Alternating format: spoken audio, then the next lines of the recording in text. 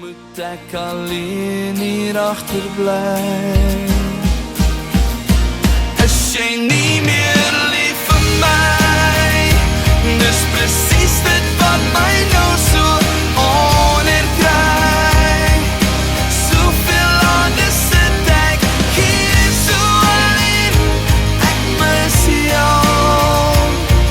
Ek kan nie begryp waarom is jy nie.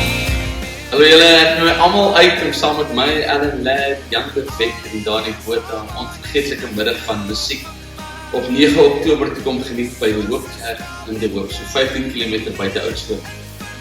Wat 'n besondere plek vir 'n konsert, ek dink die naam spreek van self. Dit is 'n storie van hoop. Die atmosfeer daar is uniek en so eie aan die klein Karoo. As 'n mens kon teruggaan in tyd, kan ek die kosbare troppe vol struise, die wandelende verekopers wat van plaas tot plaas loop, en selfs die vere wat in heininge vassit by mekaar maak. Mense van verre lande wat op fortuin hier kom soek. Waar elders kon 'n plaas vir 'n handvol vere moet kom word. Vandag loop die produksiekode van die Hoop en sy mense weer oral op die wêreld. My optrede by die Hoop saam met die legendes, ook vriende, is 'n groot voorreg. Ek hoop elkeen van julle daar is. Dit gaan lekker.